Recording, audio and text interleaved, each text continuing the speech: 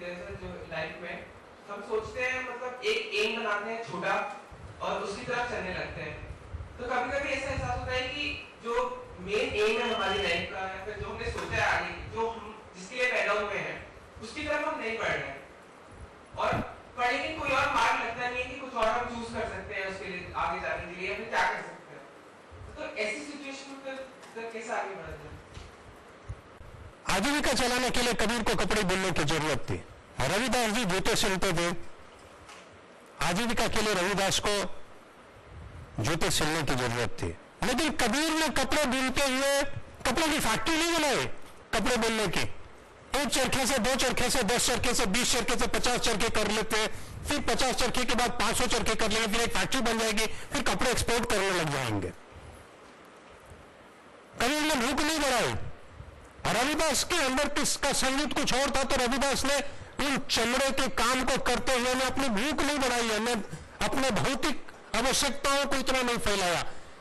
उन्होंने अपनी आजीविका के निर्वहन के लिए कपड़े बुने, चमड़े के जूते सिले, लेकिन अपने जीवन के संगीत को साथ में जिया, और जीवन के संगीत को जिया तभी उनके जीवन का संगीत उनके जीवन से निश्चित होकर हजारों जीवनों में फैल गया। और आज हम कबीर कबीर करते हैं।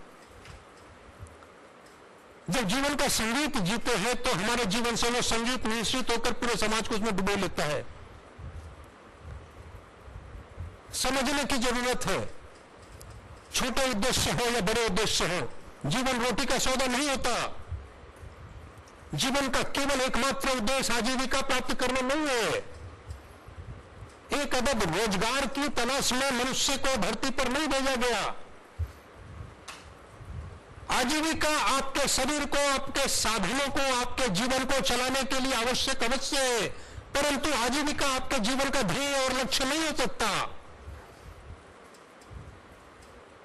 आजीविका की व्यवस्था करना यह कभी भी किसी के जीवन का लक्ष्य नहीं हो सकता।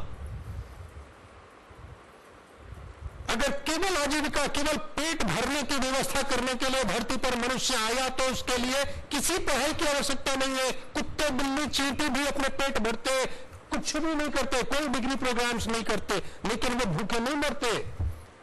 सबसे गए गुजरे मनुष्य ही है जिनको इतना पढ़ाई लिखाई केवल आजीविका के लिए और केवल पेट भरने के लिए करनी पड़ती है। जब कुत्ते बिल्लियों को बिना पढ़े लिखे उनका पेट भर जाता है तो तुम्हारा भी भर जाता।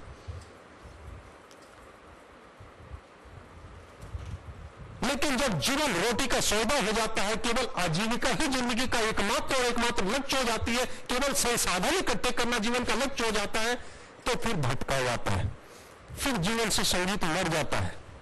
और जब संगीत मर जाता है जीवन से, तो फिर जीवन में अशांति होती है, असंतृप्तता, अनसैचुरेशन होता है। अंत तक आते आते आपको लगता है कुछ तो रह गया। इसीलिए कि ईश्वर ने धरती पर आपको केवल ये रोटी कमाने को नहीं भेजा। अगर इस बात को समझेंगे तो जीवन का अभीष्ट पूरा होगा। याद रखो, जीवन का संगीत बना रहे, संतृप्तता के लिए प्रयास बने रहे। आजीविका की व्यवस्था जरूरी है, पर आजीविका की व्यवस्था के समानांतर जीवन के संगीत को जिला कर रखो, यही अभीष्ट है। This is what is needed. अगर इस प्रकार से चलता है तो सब प्राप्त होता है।